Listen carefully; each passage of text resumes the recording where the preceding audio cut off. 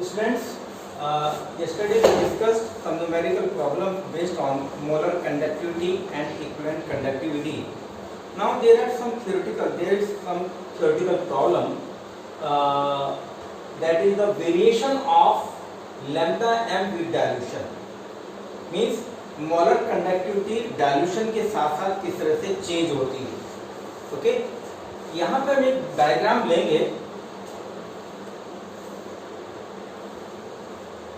हम यहाँ पे लेंगे मोलर कंडक्टिविटी और इस साइड में लेंगे square root of concentration.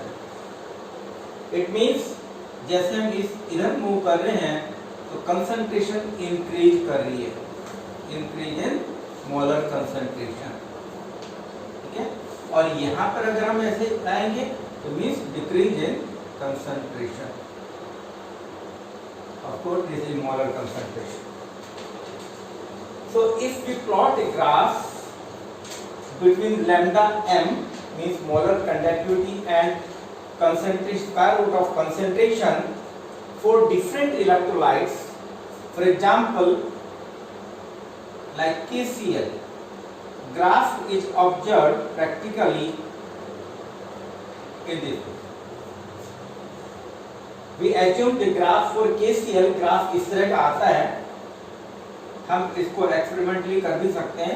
In case of other electrolyte that is acetic acid,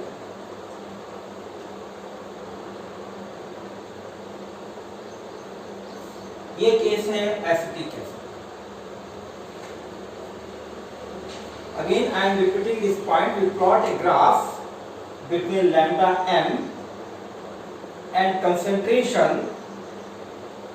for different electrolytes like KCl and acetic acid. KCl is a strong electrolyte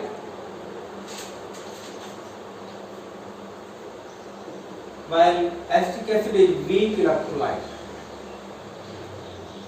Strong electrolytes are those which dissociate almost completely into their constituents, and weak electrolytes which are feebly dissociated into their constituents. Okay, so we observed different graphs with strong and weak electrolyte. Now we will discuss why this is happening. Let us say a general concept where electrolyte है, चाहे ये weak है या strong है, एक हम conclusion निकाल सकते हैं. क्या conclusion? कि जैसे जैसे concentration डिक्रीज इन कंसंट्रेशन का मतलब हम यस एक चीज और वर्ड यूज कर रहे हैं यहाँ पे. Decrease in concentration means increase in dilution.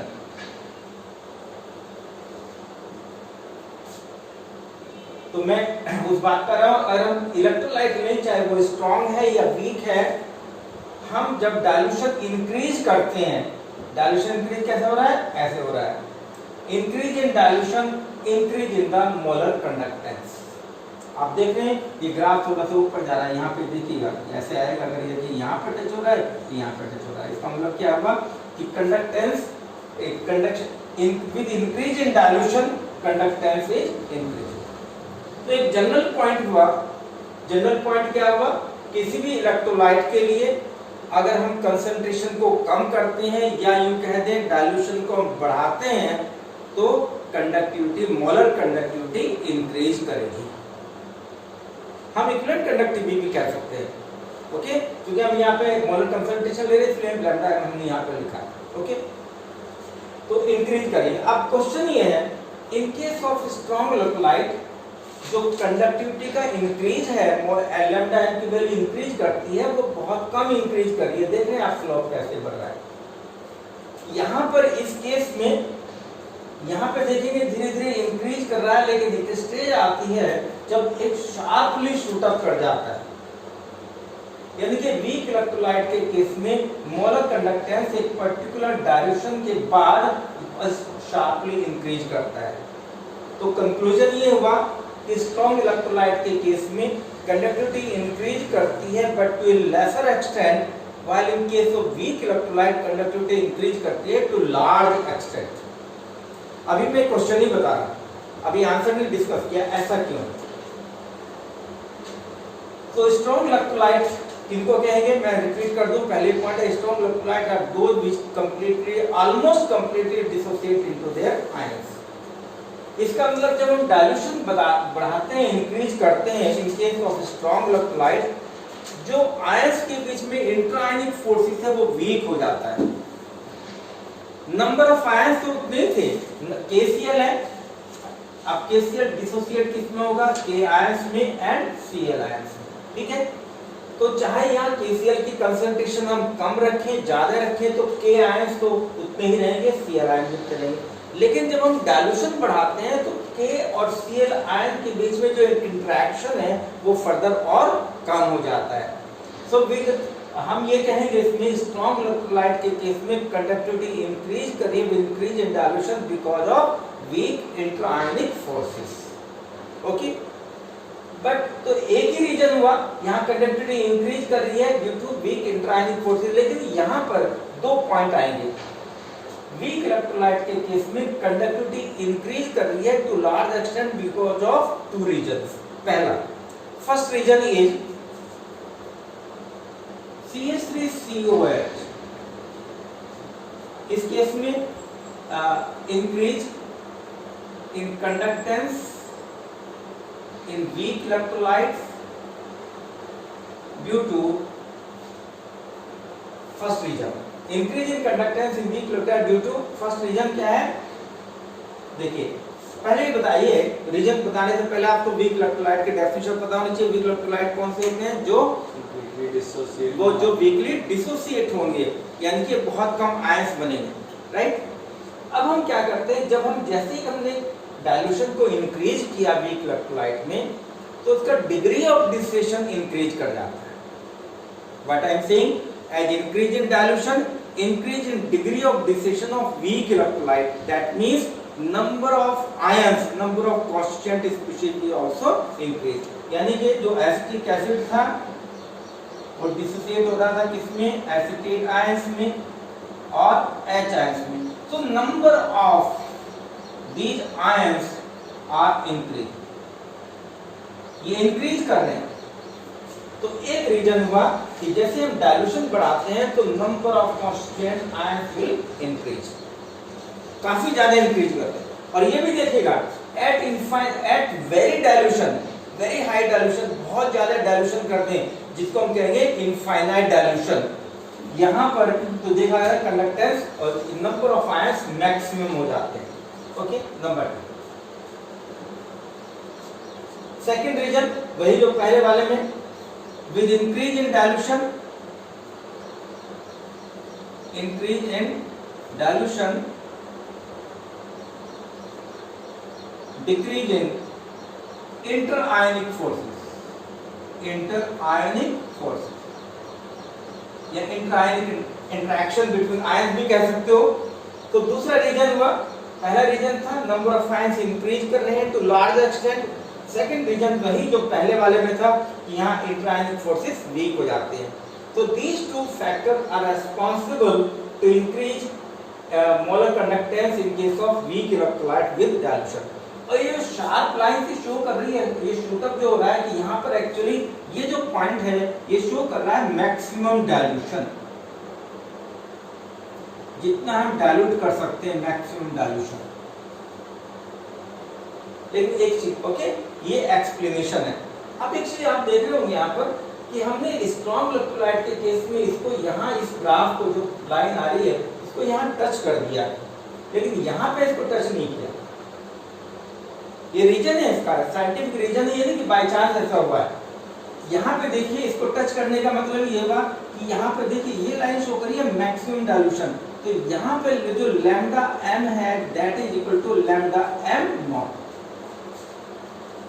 तो इस केस स्ट्रॉन्ग इलेक्ट्रोलाइट के केस में ग्राफ की हेल्प से जब ये जहां पर ये टच करता है ग्राफ इसको, तो वो लैम्डा m के उसको कह सकते हैं lambda m eight infinite dilution.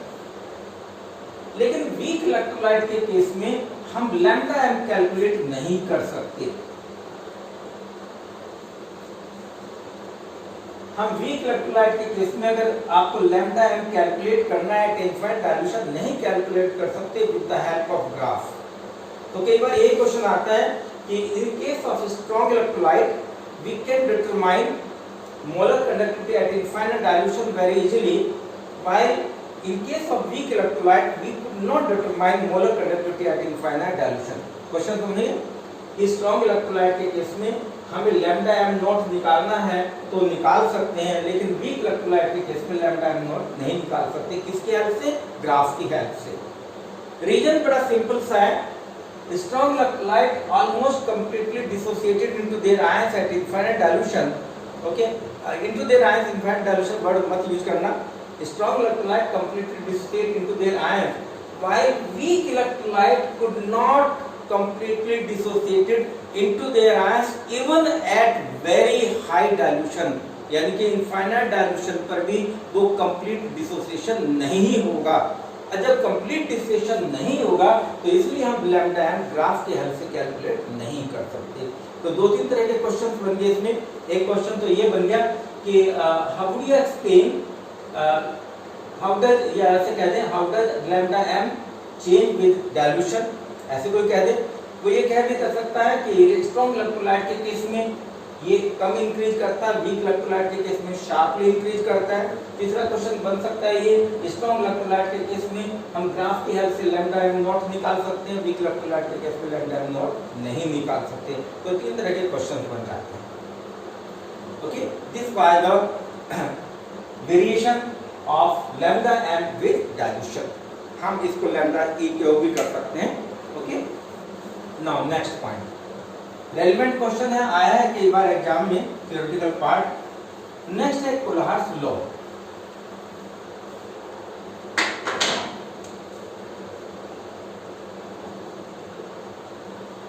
KOHLRAUSCH।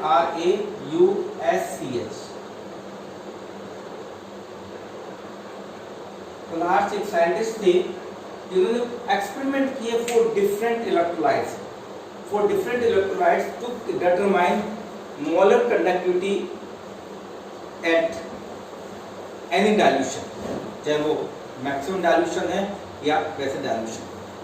Okay, तो उन्होंने क्या देखा,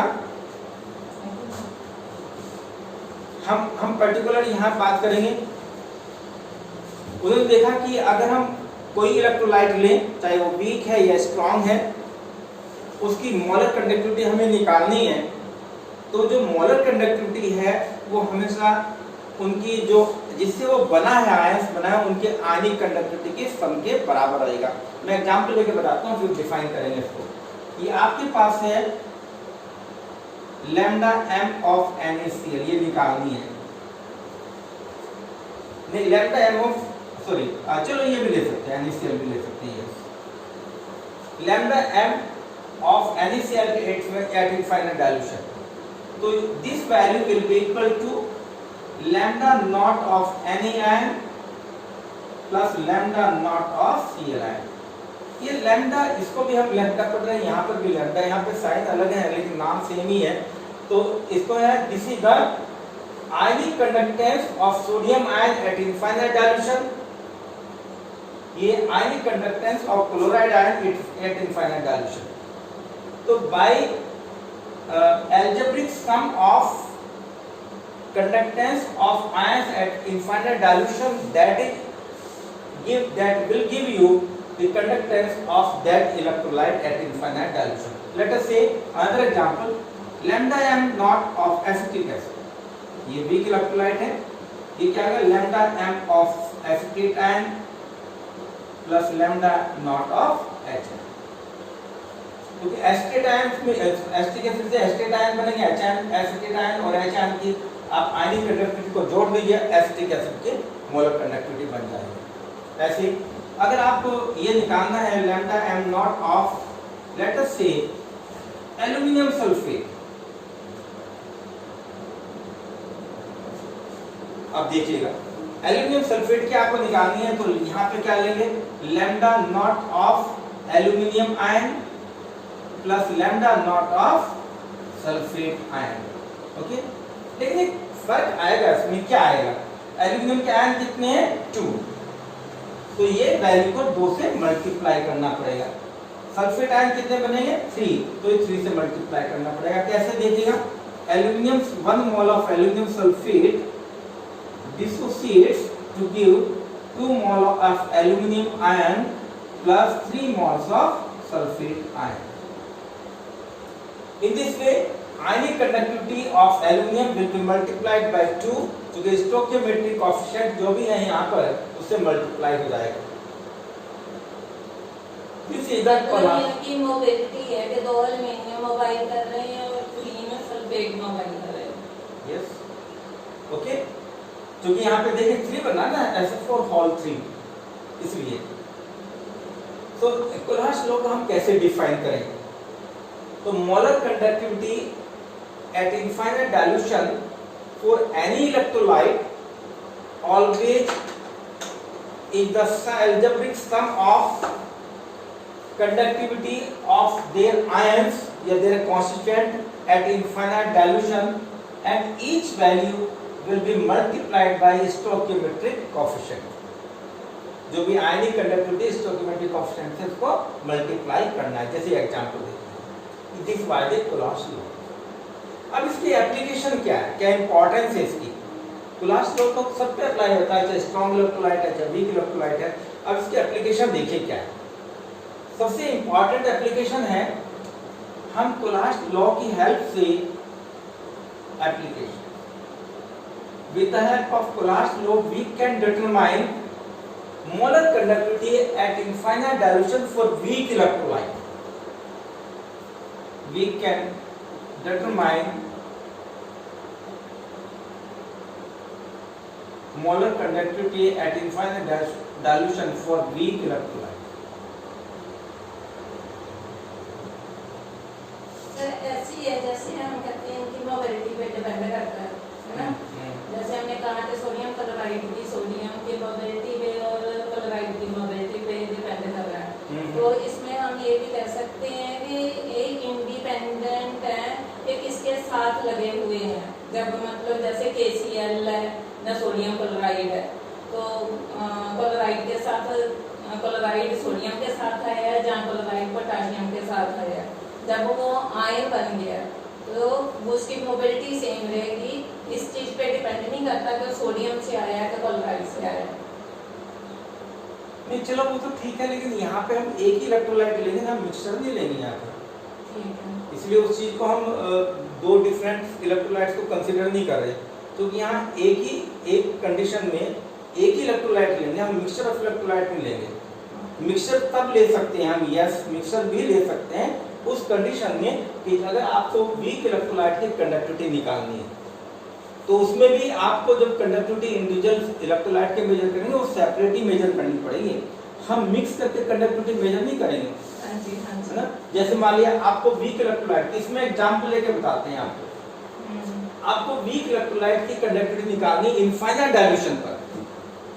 इनफाइनाइट डायल्यूशन की बात कर रहे हैं, अगर कुछ और डायल्यूशन हो तो वैसे भी निकाल सकते हैं। इनफाइनाइट डायल्यूशन पे निकालनी तो अब फॉर एग्जांपल एसिटिक एसिड की निकालनी।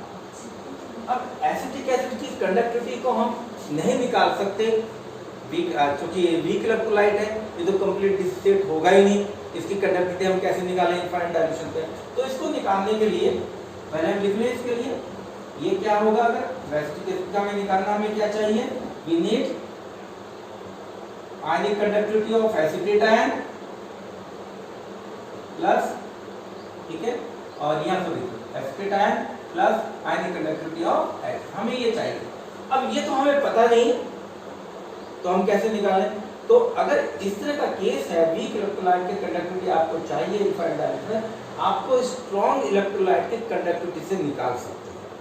जैसे इसको कैलकुलेट करने के लिए आपको क्या दिया होगा? लैम्डा m ऑफ HCl दिया होगा, लैम्डा m ऑफ NaCl भी दिया होगा, और lambda m of sodium acetate भी दिया होगा। ये चीज आपको दी होगी। HCl ये स्ट्रॉन्ग इलेक्ट्रोलाइट है, NaCl strong electrolyte, sodium acetate भी स्ट्रॉन्ग इलेक्ट्रोलाइट, इनकी वैल्यू आपको गिवन होगी। तो इनकी वैल्यू को हमें इस तरह से मैनिपुलेट करना है कि जिससे हमारे पास इस तरह से रखना है, सम करना है या माइनस करना, कि हमारे पास ये चीज आ जाए। अब देखिए कैसे इसमें डायग्राम बोलूं? नहीं, अभी आप जस्ट वैसे रख लेते हैं।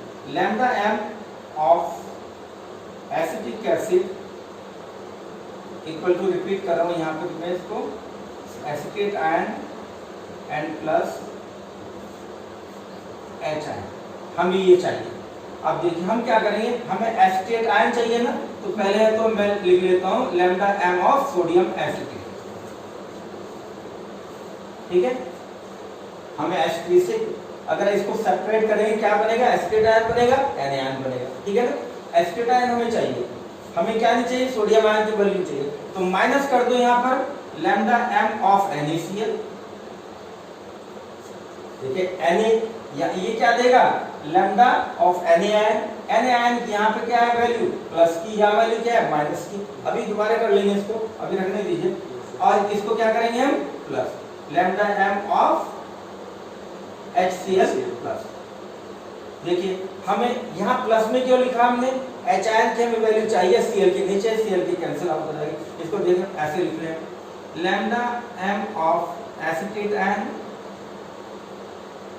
Plus lambda nought of sodium ion, ठीक है, minus lambda M of Na positive plus lambda, sorry हम यहाँ नहीं लिखते हैं, अपन नोट लिखेंगे, और Cl नेगेटिव, ओके, और plus lambda nought of H ion plus lambda of Cl। देखिए ये वैल्यू मैंने इसके लिए वैल्यू लिख दी है, इसके लिए वैल्यू लिखी है, ठीक है, इसके लिए वैल्यू लिखी, ओके। अब देखो इसमें अगर ब्रैकेट को मैंने आपको समझाने के लिए बताया, ब्रैकेट को मैं हटा दूं, देखिए क्या कैंसिल आउट हो जाएगी वैल्यू, कौन कौन सी वैल्यू कैंसिल आउट हो जाएंगी, Cl से Cl कैंसिल आउट होगा, सोडियम से सोडियम, Cl भी तो कैंसिल आउट होना चाहिए, साइन चेंज हो साइन चेंज होगा ना, हमने ब्रैकेट हटाए, ब्रैकेट हटाए, साइन चेंज हो जाएगा, यहाँ पे माइनस का होगा, तो ये कैंसिल आउट हो गया, सोडियम का कैंसिल आउट हो गया, क्या आपके पास बच गया, आपके पास बच गया यहाँ पे H आना, सॉरी यहाँ पर एक गलती हो गई, हाँ, lambda nought of acetate ion, यहाँ M भी लिखने की जरूरत नहीं है, और प्लस आपके पास बच गया लैम्डा नॉट ऑफ H। देखिएगा इस तरह से आप निकालें, तो आप सोडियम एसिटेट की वैल्यू पुट करेंगे यहाँ पर, HCl की वैल्यू, NaCl की वैल्यू पुट करेंगे, HCl की वैल्यू पुट करेंगे, जो भी कुछ प्लस और माइनस करके आएगा, अल्टीमेटली आपके पास lambda M not for acetic acid आ जाएगा, ओके। तो this by the first application of Paul's law we can determine molar conductivity at infinite dilution for weak electrolytes, okay. Second application, we can also determine degree of dissociation, degree of dissociation for weak electrolyte।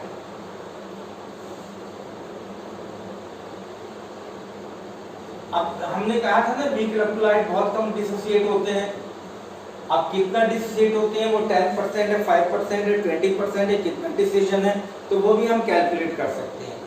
तो with the help of Paul's law, repeat कर रहा हूं point, we can determine degree of dissociation for weak electrolyte, which is shown by alpha. Alpha is equal to lambda m at any concentration and lambda m at infinite dilution. By using this formula, this is the degree of dissociation for weak electrolyte is equal to ratio of molar conductivity at any given concentration to the molar conductivity at infinite dilution. और ये value अगर ना दी हो तो पहली application को apply करके, पहले पॉइंट को अप्लाई करके हम ये निकालेंगे, उसके बाद ये वैल्यू सब्स्टिट्यूट ये कोई ना कोई एक वैल्यू दी होगी इसमें, तो हम निकाल सकते हैं degree of dissociation for weak electrolyte.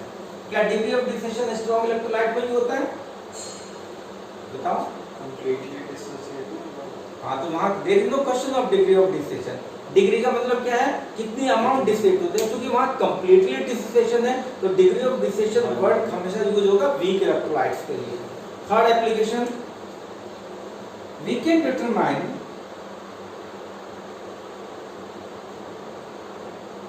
solubility of electrolyte, कोई इलेक्ट्रोलाइट कितना soluble है सॉल्यूशन के अंदर वो भी कैलकुलेट कर सकते हैं। सिंपल फॉर्मूला, इनडायरेक्टली हमें फॉर्मूला पता है। आपको याद है कि मोलर कंडक्टिविटी हम कैसे निकालते हैं? Molar conductivity is equal to specific conductivity into 1000 over C। और C क्या है यहाँ पर? That is the molarity. Molarity क्या है? Mole per litre. तो यहाँ पर molarity that is number of moles in 1 liter,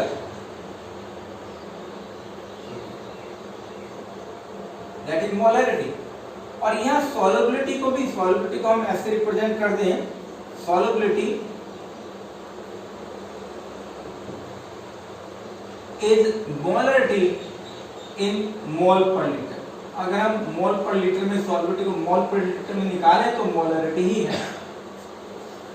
So by using this formula we can determine molarity या कहिए solubility in mole per liter।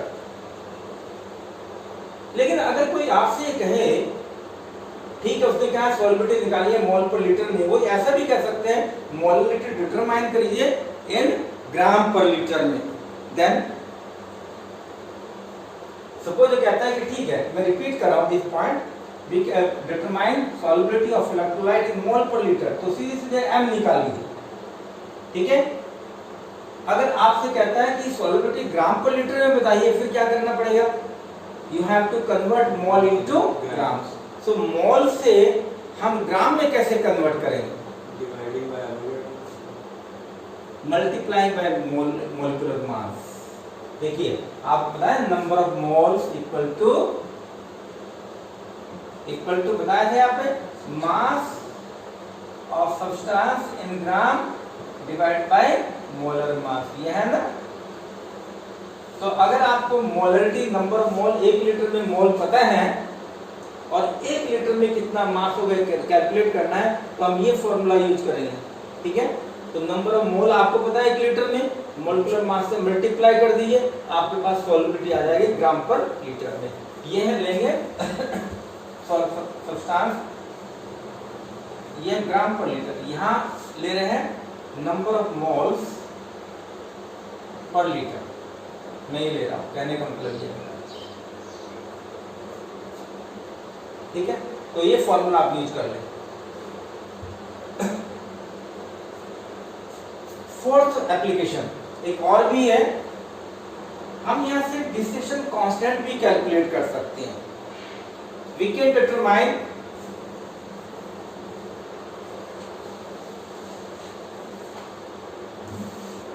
Dissociation constant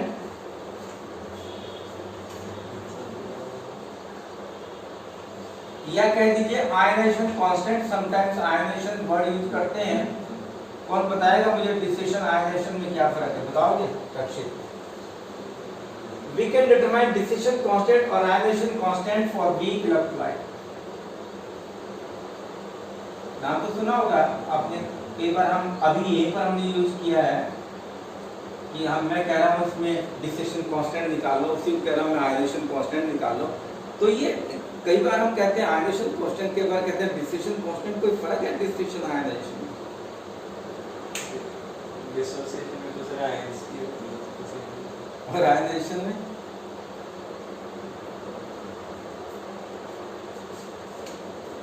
चलिए अभी बताऊंगा, पहले फॉर्मूला डिस्कस करें।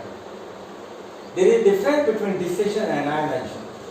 ओके, देखिएगा कौन सा फॉर्मूला आपको याद है? Ostwald dilution formula, ionic equilibrium में हमने किया है। क्या था वो ओस्टवाल्ड डाइल्यूशन फॉर्मूला? क्या है? किया था लेकिन जान भूल गए। K equal to C alpha square. The K equal to C alpha square 1 minus alpha, है ना? ये है ना, याद है आपको? ये बात अल्फा की वैल्यू बहुत कम है इसलिए नेग्लिजिबल ले लेते हैं इसको, इसलिए आप ऐसे भी ले सकते हैं K इक्वल टू C। और K क्या है यहाँ पे? डिस्टिलेशन कांस्टेंट है या आयनाइजेशन कांस्टेंट है। तो अल्फा क्या है? Degree of distillation.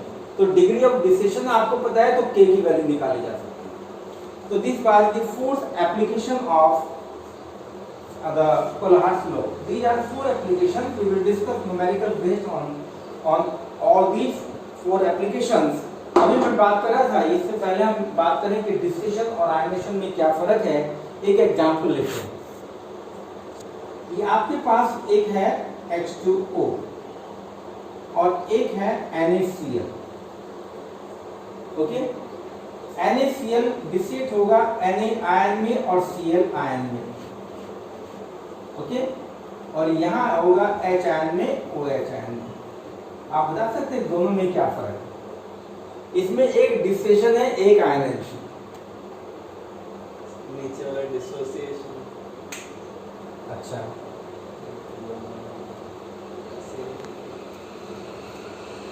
देखिएगा यहाँ पे फर्क ये है. Sodium chloride already consist of ions. Sodium chloride के अंदर सोडियम आयन और क्लोराइड आयन ऑलरेडी प्रेजेंट थे. फर्क क्या है? They were held together by electrostatic force of attraction. ठीक है, ये दोनों एक दूसरे से इलेक्ट्रोस्टैटिक फोर्स ऑफ अट्रैक्शन. जैसे ही हमने इलेक्ट्रोस्टैटिक फोर्स ऑफ अट्रैक्शन को ओवरकम किया बाय यूजिंग वाटर या हम हाई हीट देकर, तो ये आयनिक फोर्स, इलेक्ट्रोस्टैटिक फोर्स ओवरकम हो गया, आयंस बन गए. तो आयंस तो ऑलरेडी प्रेजेंट थे. ठीक है, तो यहाँ आयंस कोई नए नहीं बने. यहाँ पे देखिएगा, यहाँ पे क्या है? यहाँ पे कोई आयंस नहीं है, ये पहली कोवलेंट मॉलिक्यूल है. ये आयंस का फॉर्मेशन हुआ. तो बेसिकली आयंस यहाँ बने पहले नहीं थे, तो ये आयनाइजेशन और ये डिसोसिएशन. अगर किसी सब्सटेंस में ऑलरेडी आयंस प्रेजेंट है एक्वस मीडियम में और फ्यूज्ड स्टेट में, वो आयंस सेपरेट हो जाते हैं, दैट इज डिसोसिएशन. अगर एक कोवलेंट मॉलिक्यूल है, ये कोवलेंट देखिए, ये कौन सा मॉलिक्यूल है? यस, आयनिक. और ये कोवलेंट मॉलिक्यूल है. अगर आयंस में टूट जाता है तो उसको कहेंगे आयनाइजेशन. ये फर्क वैसे हम सेम ही मानते चलते हैं, but this is the difference. Okay, this was all about the Kohlrausch's law. Okay. So far as theoretical part is concerned, numerical part will discuss in the next clip. Okay. Thank you.